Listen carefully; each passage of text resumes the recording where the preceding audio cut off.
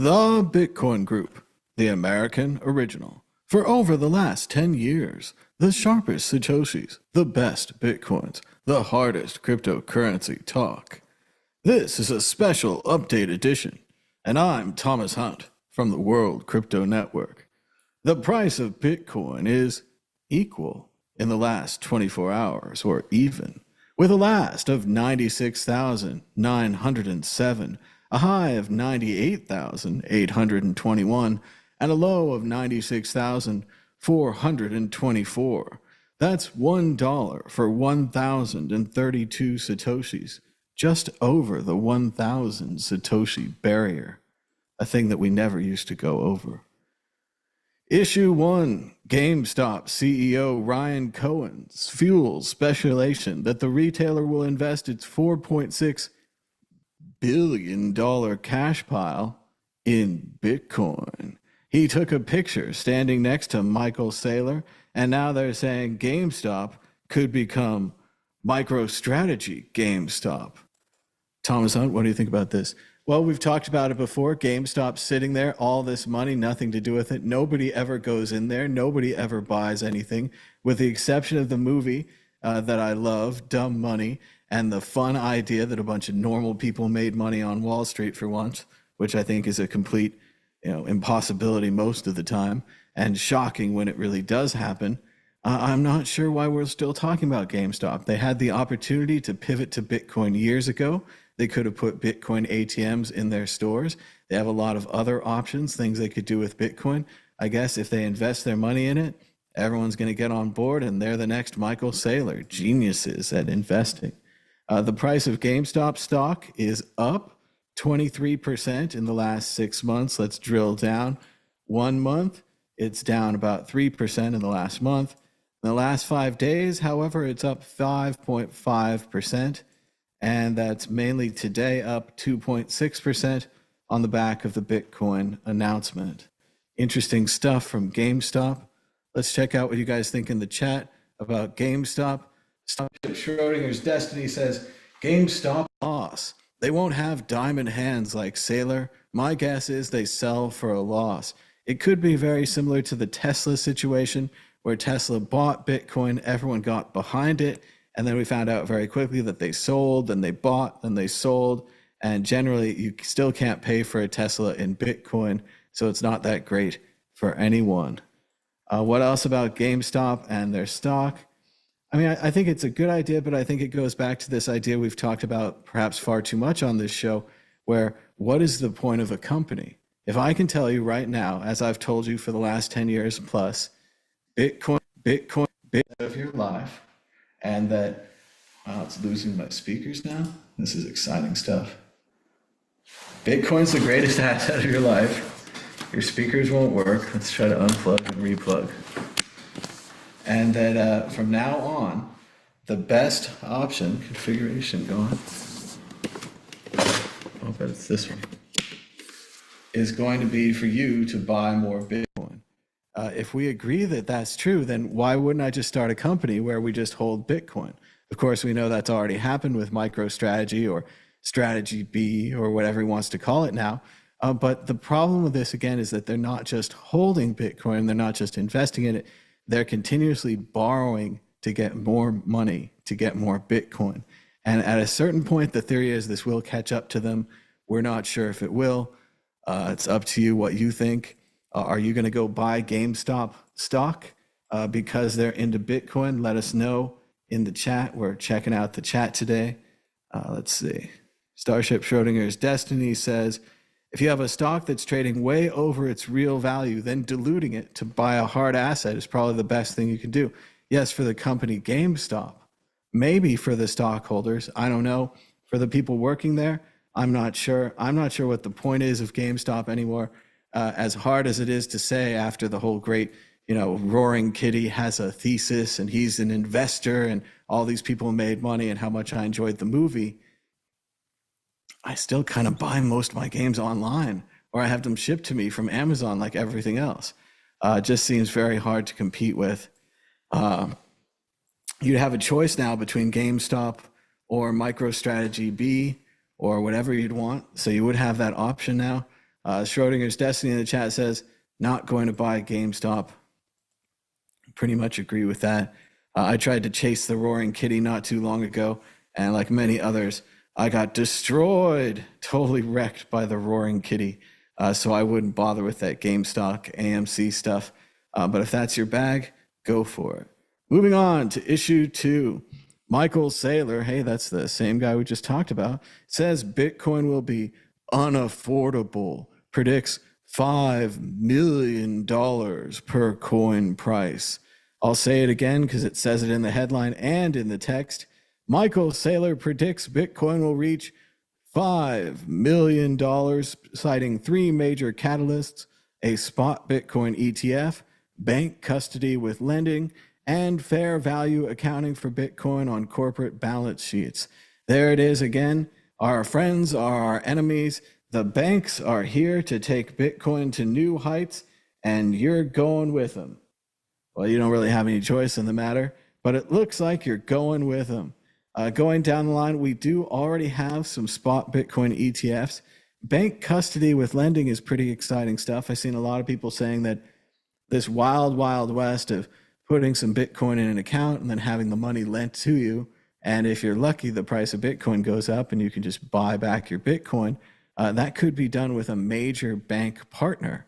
Much less likely that they'd run off with your Bitcoin or the money, where we've had too many problems with these kind of fly-by-night lending platforms, and I should know. Deep cut right there. As far as fair value accounting and Bitcoin on corporate balance sheets, this again goes back to the first topic we're talking about here. Why bother doing anything if holding Bitcoin is the best business move that you can make, the best investment move that you can make? And if it's completely obvious, right? Like, it's not just the best investment, it's slamming you in the face like a frying pan. It's like, buy Bitcoin, you moron. And it's at the point now where these companies are looking at Bitcoin over the last 10 years or whatever you want to say. And now these companies are like, oh, we should buy Bitcoin. And again, I do think this is a dangerous thing. This is the goose that laid the golden egg. And at a certain point, although certainly not in this administration, one would hope that the government would have to step in to restore this kind of reality. It's almost like Infinite Jest, where in the book Infinite Jest, he talks about this film that's so addictive that if you started watching it, you would stop doing all of your normal things like eating and drinking water and taking care of yourself and just watch the film. In the same way for these businesses, Bitcoin is their Infinite Jest. If they start taking it in, look at MicroStrategy, now Strategy B. They used to be into .coms and have other strategies and maybe have a bunch of guys thinking about stuff on the staff, you know, the strategy part. Now they're just B, right? They just buy Bitcoin and then they talk about it and they have seminars and they talk about it some more. And obviously this is good for their investment to talk about it and to also have these easy to use ETFs where the banks can hold Bitcoin without really holding Bitcoin. Again, we keep separating people from the actual thing, the actual experience, where that's not necessary. This disintermediation of these people, right? You can get right up with Bitcoin. You can touch it. You can use it. You can send it around. You can move it. You don't have to be a bank. You could do it even if you were a bank. But again, it's a lot easier for them to hold the ETFs. So they do that. And it's this idea where why even bother having a business? Why even bother doing anything else but watching Infinite Jest? All of these companies, especially when they start out with this percentage game, and we saw this with Tesla early on. Tesla was like, oh, we're going to hold 10% of our money in Bitcoin. And then they accidentally made more money off the hold of their Bitcoin than they make selling cars. And this really draws into the question, why even bother selling the cars? Why bother employing all those people, getting all the material, doing all that work, when we could just hold the Bitcoin? In that way, it really is an infinite jest. It really is a monkey's paw. And it's also this kind of curse, too, where you're always buying and selling at the wrong time. You're always telling people to buy and sell at the wrong time. Your family's always buying, selling at the wrong time.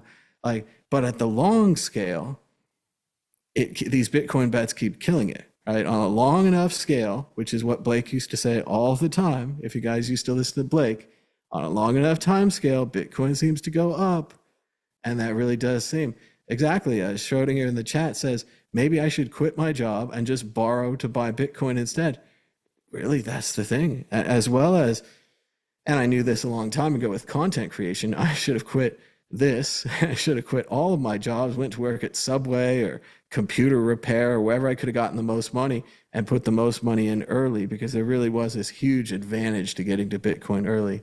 And I'm not sure I really got there. And a lot of other people, I'm sure, that feel the same way. And you certainly buy and sell and lose a lot of your Bitcoin along the way, but not if you're Michael Saylor, not if you have millions of dollars. And now he's saying that the price would go to $5 million a coin, which would just be pretty ridiculous, and would go through another round of those.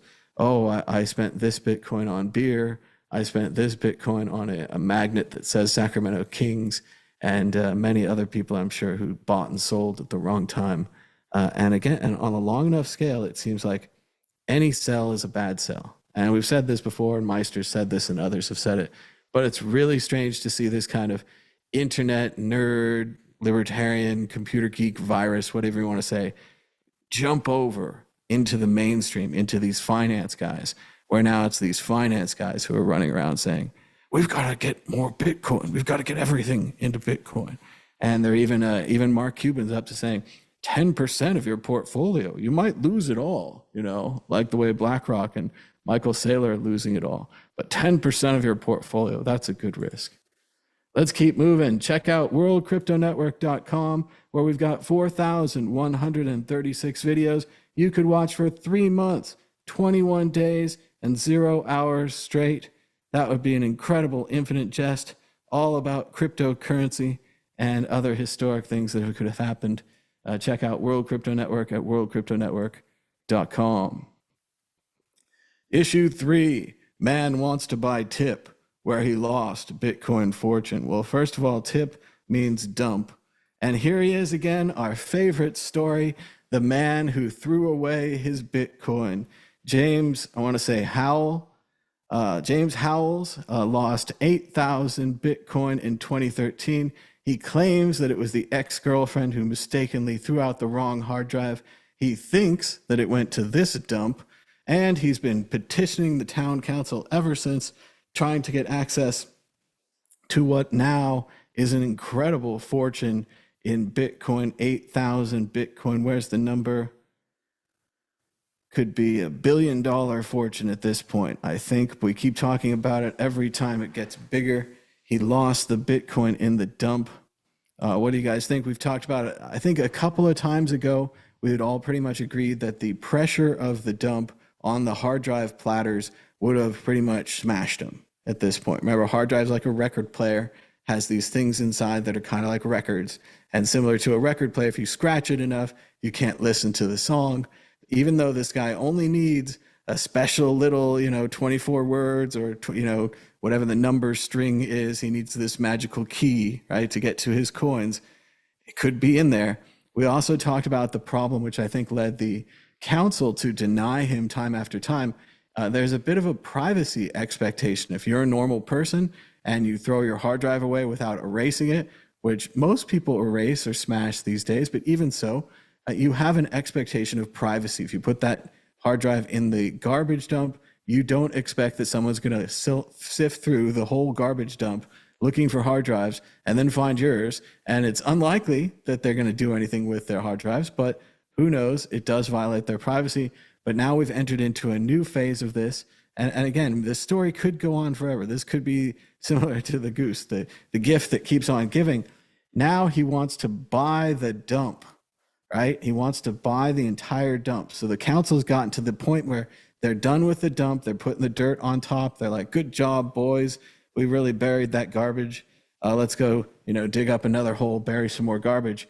But now he wants to buy it. And I've said for a long time, there's this potential in this 8,000 Bitcoin. Now, it's a very strange thing, and I don't want to say that Mr. Howells would be involved in a scam or anything like that, but I do think based on this potential, you could form some kind of a company. People could invest, risky people who understand that they're investing in an all or nothing kind of a Bitcoin mine, kind of a copper mine, right? They're going to dig into the dump, try to find this thing, and if they find it, great. The company's worth lots of money. You're a big winner. If they don't find it or it's damaged, as we've said many times through many years of talking about this story, then you get nothing, right? It's a complete disaster for your investment, but it's straightforward. If you want to invest, the opportunity is there. I think you could do it. I think that we're in a continual situation where the more the price of Bitcoin goes up, which again, our assumption is it keeps going up, the more that this 8,000 Bitcoin locked in this dump becomes doable for somebody. And I don't know who it is, a Saudi prince or somebody else who has a lot of money, likes to roll on a gamble, who's going to back this here young man and try to dig up his Bitcoin. But I'm sure for a percentage of the Bitcoin, he could get himself an army. And it really reminds me of a Douglas Copeland novel where he talked about, it was called Shampoo Planet, and he talked about a fantastic idea for History Land, a great place where you could dig in real American history. And of course, he was talking about monetizing the dump. He was going to get Americans, and of course, to come to the dump and dig in the dump and try to find old Coke bottles and old desks and, artifacts from the past that were thrown out in the garbage dump. And along the way, he could get them to sort everything for recycling and all of that. So I think we're very close to history world right here as James Howells continues to search for his fortune. What do you guys think? Tell me in the chat. Do you think the hard drives are intact?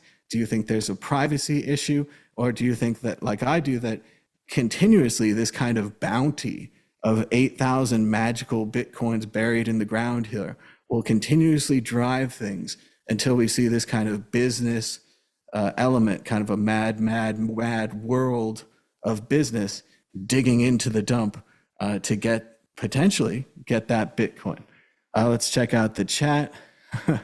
Schrodinger's Destiny spent Bitcoin or 0.1 Bitcoin on a van. Could be the most expensive van ever. It is really hard to spend Bitcoin, but sometimes you do need useful things like a van or a new kitchen or renovations for your house, things like this. You gotta buy them. You gotta live a good life. You gotta spend some money sometimes. But yeah, this guy keeps going after it. He'll be even more of regret when the hard drive isn't there or is broken in the dump. Yeah, it is an incredible story. This guy really won't let it go. It used to be kind of just a joke where, we would talk about it, and every once in a while the BBC or another journalist would go out there and they'd interview him, and we would talk about it and all of that. But it does seem like with the price of Bitcoin going up more, and if it went up to Michael Saylor's $5 million, 5 million times 8,000, that's 40 something, lot of money. And, you could see this happening with this kind of company. Let's see, Gerbot says, this is what happens when you don't keep proper backups. Yes, if Hal had 2 copies of his coins, and I know many other people who used to have servers and all kinds of things, and had people put, coats and towels on the server. And you know what that does? That keeps the air out of the server, makes the server overheat. That's the end of your keys. So you got to have the backups. Let's see, the council should fine him for improperly disposing e-waste, which should have been recycled. Well, they could, but I still feel like he could have, kind of, I hate to say this in a political way, but bribed his way onto the council, right? If he ran commercials for this little area in England and said, I'm going to rebuild the libraries, I'm going to rebuild the roads, I'm going to build a civic center, I'm going to build all these things because if you help me get 8,000 Bitcoins out of our garbage dump, I'm going to make our town the greatest town in the world, and I'm running for town council, and here's my 2 buddies, and if we take over the council, all these other things we don't care about, we're just going to authorize the ability to dig through this dump, and we're going to do it. Oh, it's in Wales. It's not in England. My apologies. But still, to the Welsh people, can't you let us dig in the dump? We've just got to get to the dump. It's still kind of Scottish. Let's see. Baxter says, have you ever seen a garbage dump before? Giant heaving machines driving over everything, mixing it up. He says the hard drive is in molten pieces or molten metal or a million pieces. Gerbot wonders if it's an SSD. I think we're talking platters here. I think this is an old enough hard drive that we're talking platters, but it's possible the guy could have had big money. But still, why would you throw out an SSD? That's so fast. Such a cool hard drive. I guess I'm old, but let's see. Newport, he'll want the Bitcoin to move out. So they're even going to not want to fix up the town. And even for the council, I think that the council, even if you he doesn't run for it and take it over with advertising and money and promises and whatever.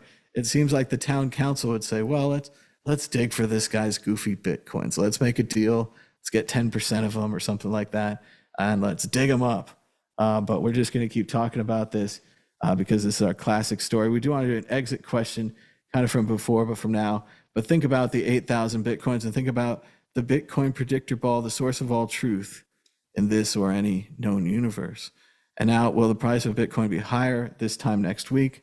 We talked about it on the beginning of the show. Let's go back to the chart from our friends at bitcoinal.com, created by DJ Booth. The price is 97,377. That's a lot of sevens. That's 3 sevens. The price is up since we started the show. Naturally, the price has always been up. Historically, if you look at it, since the creation of Mad Bitcoins and the World Crypto Network, the price of Bitcoin has historically always been up since then. But do I think it'll be going up next week? Yeah, I think so. I don't know. I mean, we've had some pretty hot stories in the US with a 25% tariff on aluminum and steel announced. Perhaps you can't tell anymore if these things are going to happen. Obviously, large market forces like tariffs and the stock market crashing, things like this affect Bitcoin, even if we think Bitcoin's a separate asset, all those things. So I'm going to stick with up, but let's see what the ball says. Again, don't trust my word, trust the ball. Let us know in the chat if you think it's going to be higher or lower. Just say the word higher or lower. Here we are. Will the price be higher this time next week? Don't count on it. Don't count on it. The ball is pessimistic. So keep an eye on that. And let's move on to issue 4. We're quickly running out of issues, so give us a thumbs up down below. They're saying in the chat lower. They're agreeing with the ball. And Baxter says he never tosses hard drives. I agree with that. You got to stack those up. You never know. Need that data. Moving on to issue 4. Who is Alexander Vinnik, the Bitcoin criminal Trump freed in a prisoner exchange with Russia? Well, first of all, who did we get in exchange for Vinnik? The United States had captured Vinnik, and they traded him for a teacher who smoked weed in Russia, who should have been included in a previous prisoner transfer but wasn't. They got the teacher back. Russia, meanwhile, got the criminal mastermind behind the website BTC-e. If there's any old Bitcoiners in the chat, they all remember BTC-e, a very strange website. Many thought to be kind of mob related, didn't really have any information on it or about it, but you could go there and trade your Bitcoin for Litecoin or a handful of other altcoins, which was novel at the time, things you couldn't do on Coinbase. And according to this website, etc., millions and millions of dollars were laundered through BTC-e, perhaps by terrorists or even the Russian government. So quite a sweet deal for Russia, not a great deal for the United States getting back the teacher. So mainly I put this story in because it's about BTC-e. It was a big deal back in the day. There weren't that many Bitcoin exchanges. There weren't that many altcoin exchanges. As I said, it was a big deal. They had, I want to say, Litecoin, something like maybe Megacoin, Terracoin, WorldCoin, that kind of thing back in the day. I don't think it was a Ripple era or those kind of things, obviously years out from Solana, but it was a big deal, and it was, at least while it ran, allegedly an honest exchange. Like I said, you could put your money in and you could take it out, use it as an exchange. Don't use it as a store or like a bank, a place to store your value. It wasn't that. But yeah, a pretty good exchange for the time, I guess. It's hard to say. Obviously, I don't know anything about this money laundering or other things like that. Certainly don't have any access to the exchange. But it is a fascinating prisoner exchange. And the second in a series now for Trump, where he has pardoned Ross Ulbricht. Of course, we all generally agree with that pardon here, though we thought it would have happened after the drug war ended. It's very strange to have it happen because he was kind of bribed. And you wonder with this one, who paid to have this guy freed?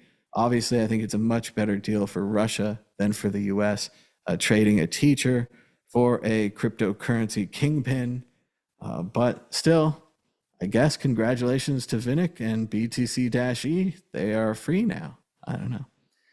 And we've got breaking news from Bitcoin Magazine. It says that State Street and Citibank are going to launch Bitcoin and crypto custody. So according to rules that were changed by executive order by the Trump administration last week, banks can now custody crypto, so they can now hold Bitcoin. I assume this means they can buy and sell Bitcoin. I'm not sure if this means they can do loans or have you do a loan instrument with them where perhaps you could hold Bitcoin and they could give you money and that whole thing. But this is, again, as horrifying as this is, as much as this is, bringing in the monsters, bringing the cat in and all that kind of thing. We are making friends with the banks. Bitcoin is the coolest thing ever for the banks. I always thought it would be. I remember talking about this in 2013, being like, why don't the banks love this? Why don't they see what I see? Why aren't they using it to send money around in the evenings as well, not having to use the Federal Reserve? They could borrow money from other banks, just have it sent in Bitcoin, send it back. They could even do smart contracts. There's so much they could do with Bitcoin. But now they're going to offer it as a product, at least. State Street and Citibank, two of the largest banks in the world. And let's check back with the chat. What is a Bitcoin criminal? Is it like a dollar criminal or a yen criminal? It seems like these criminals do seem to just want money. As Danny DeVito said in the movie Heist, money, it's what everyone wants. That's why they call it money. More David Mamet. He likes defining things by defining things. They think he's a ruble criminal. I don't know what BTC-e cast his money out into, but it does seem like he was picked up in the European zone and then now traded back to Russia. Don't leave your prisoners on the exchange. Take them into your own wallet. That's the way you got to do it. And they say it's bullish news that the banks want to play with Bitcoin, but not that great for decentralization. We're going to find out next what's going on. Dogs are making noise. But we're pretty much running out of time. Thanks to everybody giving us thumbs up and letting us know in the chat. Say one more thing in the chat, and we'll read it towards the end. We just want to say a sad farewell this week to Tom Robbins, who passed away at 92. As it says here, how the rock icons The Doors inspired his books. It says the author was author of some of the weirdest books ever, was pure rock and roll. And it's sad there's not as much of a general outpour as there was with David Lynch for Tom Robbins. I think it's because not many of his books have been made into the movies. Only Even Cowgirls Get the Blues, and it's a better book than it is a movie. It's really something to read a Tom Robbins novel. If you haven't, I definitely suggest picking one up. There's so much going on, so many different layers to the characters, and the characters themselves are such unique and bizarre people unlike you've ever met. In Fierce Invalids Home from Hot Climates, he talks about Switter's a man who's been cursed and cannot touch the ground. And if he touches the ground, he'll die instantly from the curse. So he goes around in a wheelchair, he jumps on top of things. It's just a fascinating, fun story. The first one I ever read was Still Life with Woodpecker. It was given to me when we were going on a road trip together, and I read the book. Let's see. I read the whole book on the road trip. I finished it and was able to give it back to my friend. Still Life with Woodpecker. Everything takes place inside of a camel pack. It's all about redheads and terrorists and princesses and typewriters. There's a great line going through the book about, I won't spoil it, but just from the very beginning, he talks about how he's just gotten a brand new electric typewriter and how it just, it's just this machine that just goes fast. And he wonders if this electric typewriter is capable of expressing a love story, of telling a love story. So I would try Still Life. I also like Jitterbug Perfume, which is about beets, eating beets and sex. Another roadside attraction is about what if you had the body of Jesus on the side of the road as a roadside attraction. Come see the body, that kind of thing. Skinny Legs and All is about a waitress and things like, I think that's the one where things are alive. There's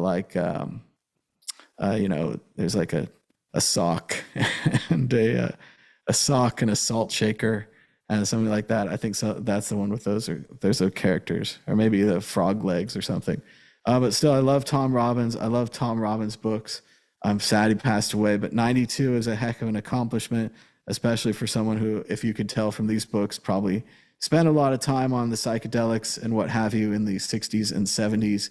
His famous one, Even Cowgirls Get the Blues, made into a movie with Uma Thurman, great actress, fantastic.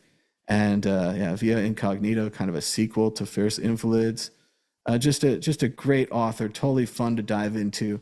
If you like it, you like it. If you don't like it, that's fine too. You probably won't like it. But to Tom Robbins, we say goodbye, 92. Thanks to everybody for joining us into the chat. Shout out to Terror Bear. He's been with WCN since June 2017. That we orange pilled him. He's still here. Thanks us for our service. And yes, thanks to everybody all along the way who's helped out with this network, that's given us the thumbs up, put the share, or the comment, put us on Twitter, all those kind of things. It really helps out. And, we're just on the same journey you guys are. I think Bitcoin is awesome. I have for a long time. I've been doing these shows, and we'll see what happens in the future with Bitcoin. But thanks so much for joining us. Until next time,